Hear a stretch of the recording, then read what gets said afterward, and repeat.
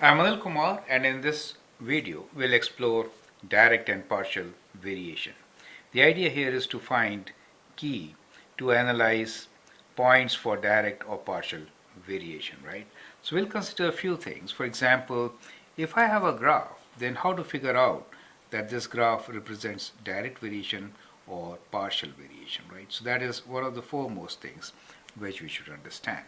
Direct variation means going through the origin, and partial means not going through the origin, right? So if the graph does not go through the origin, then we will say it is partial, right? So this one is direct since the line goes through the origin, and this one is partial since it is a straight line which is not going through the origin. So that is the first and foremost thing which you should consider.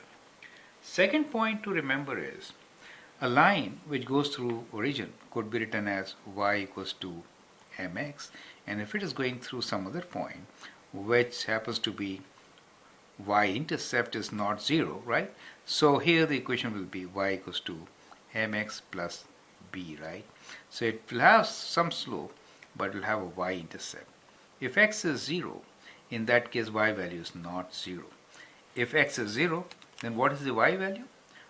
If x is 0, in this case y value is b, and in this case 0, 0. Origin is always on the line. So that is the base for direct and partial variation. Now one more thing which we always consider is ratio, right? Now we will use ratio to find out whether the given data or the points represent direct variation or not. So I'll give you a couple of points here, x and y values, right? I'll just give you two sets of points, and you need to figure out whether they represent direct variation or not. Let us say x and y points. When I say x, I am considering x as independent variable and y as dependent on x, right? So that is how my x and y points are. And if I write like this, you could think about a coordinate point whose this is like x1 value and that is some value y1. You could treat it like this, right?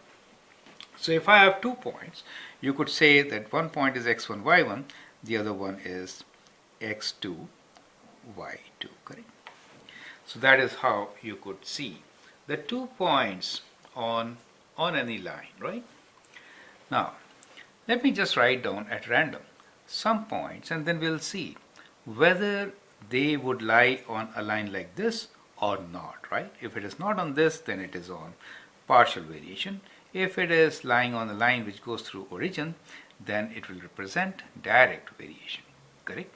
So let us say the point is, let us say 6 and 9, and then let me write this as 8 and 12.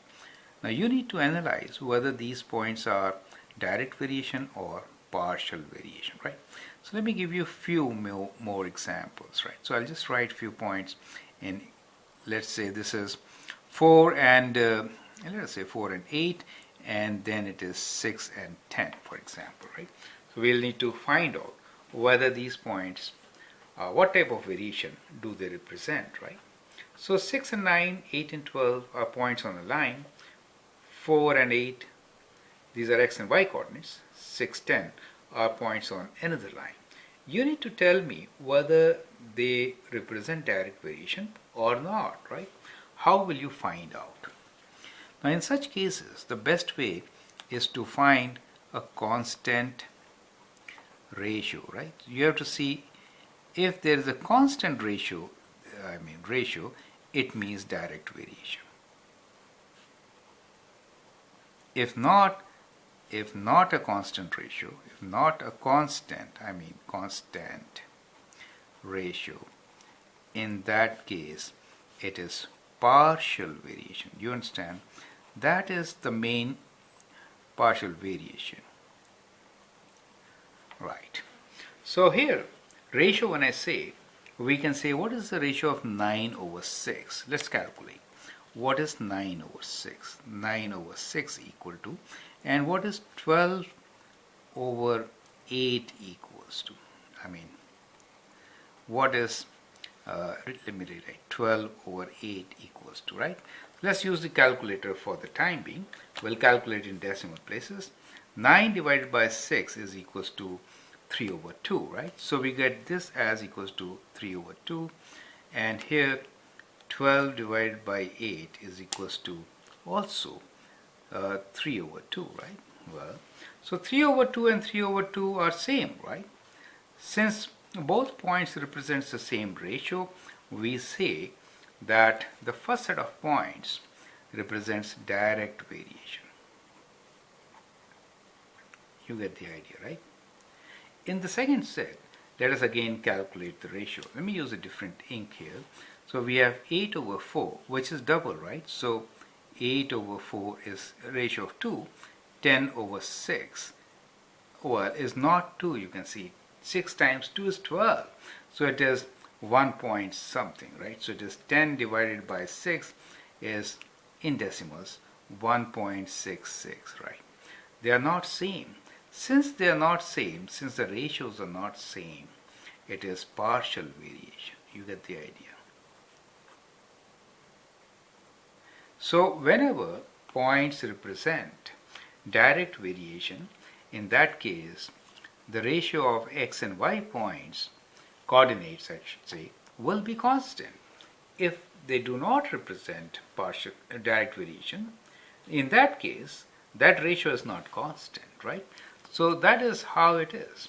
So if I say that this set of points belongs to direct variation, right? And if I say one of the points for me is, let us say 3, and the other point is, let us say 9, which we know is 3 times, then if I don't give you one of this point and say, well, this point is 7, what should be that point? And if I give you this point as 11 and ask you what should be that point, now that is an exercise for you. I'm saying that this data represents direct variation. So if x is 3, y is 9, what should be these points? I mean the coordinate points for x. Now in this case, since y is 3 times, x is 1/3, so this point should be 7 over 3. And here 11 is the x point, y should be how much? 3 times 11, so this should be 33, right? So that is how actually you can calculate coordinate points if we say that these coordinate points represent direct variation, since the ratio is constant for direct variation. I hope this concept is absolutely clear, right? So a constant k for a ratio. So if we have a ratio with a constant,